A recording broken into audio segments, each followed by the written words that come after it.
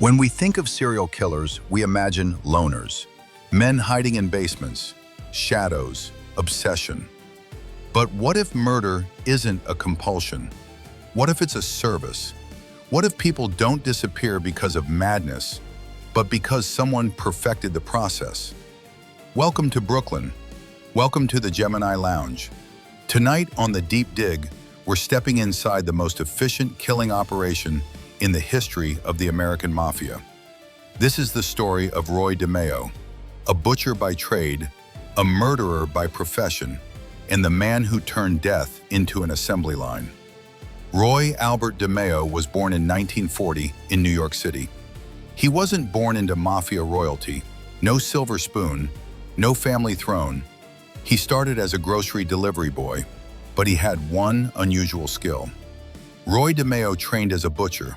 He learned anatomy, joints, pressure points. He learned how to break down flesh with minimal waste, minimal mess, minimal sound. Later, he would apply that knowledge to people. In the 1970s, DeMeo became an associate of the Gambino crime family. On paper, he was a loan shark, an extortionist, a thief. But his true value to the Mafia was simpler. If someone needed to disappear, DeMeo was the answer. The nerve center of his operation was an unremarkable Brooklyn bar, Gemini Lounge. Out front, beer, laughter, television. In the back, a small apartment. And inside that apartment, a slaughterhouse. DeMeo assembled a crew of men who treated murder like shift work. They called it the Gemini Method. The process never changed. The victim entered the back room. One man shot them in the head with a silenced pistol. Immediately, a towel wrapped around the face to stop blood spray. A second man stabbed the heart to stop circulation. The body was hung in a bathtub, bled out, and dismantled at the joints. No saws, no noise, no mess. Within minutes, the body was reduced to pieces small enough to fit inside TV boxes or garbage bags. Those bags were dumped at the Fountain Avenue landfill in Brooklyn. Most were never found. His butcher background. DeMeo had worked as a butcher's apprentice. He knew anatomy. He knew joints. He knew that cutting at the joints meant no bone saw, less noise, less mess, faster disposal. The bar is now a church. The building on Flatlands Avenue still stands. Today, it is a church. Locals say they are trying to pray the horror out of the walls. He murdered an innocent salesman. DeMeo's paranoia escalated. One day, a young vacuum cleaner salesman knocked on his door. DeMeo believed he was a disguised hitman. He wasn't.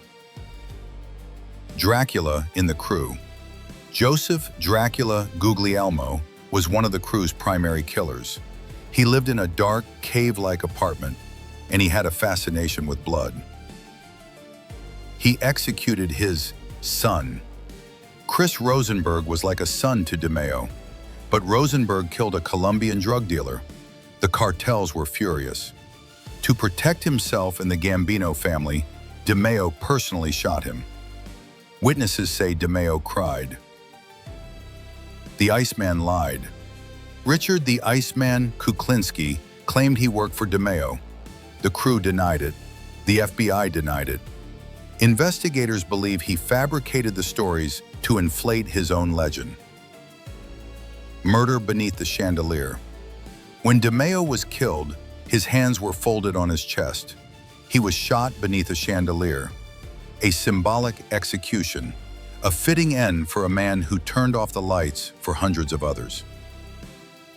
Pizza next door. Crew members ate pizza in the room next to dismemberment. Violence had become background noise. Up to 200 victims.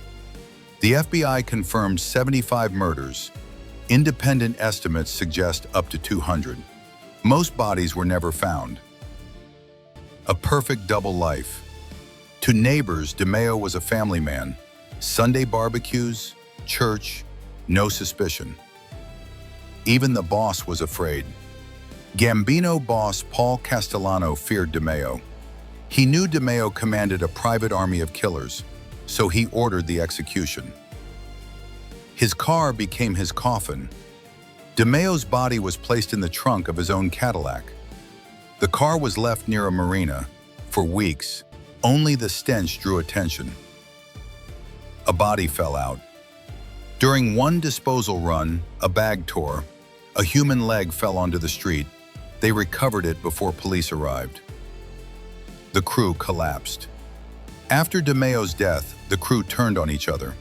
Some cooperated with the FBI. That is why we know the Gemini Method. Fascination with blood. DeMeo wasn't interested in blood only as a problem to be controlled. Witnesses later said he could stand silently and watch a body bleed out in a bathtub for long minutes. He hated chaos. Unlike the stereotype of a wild gangster, Roy DeMeo despised improvisation. Every murder followed a fixed procedure. Any deviation, too many shots, unnecessary noise, poor wrapping, triggered explosive rage. Loyalty through murder. New members of the crew were sometimes forced to participate in their first killing, not for necessity, for control. DeMeo understood something fundamental. A man with blood on his hands can never truly leave. It was psychological enslavement. Fear of his own end.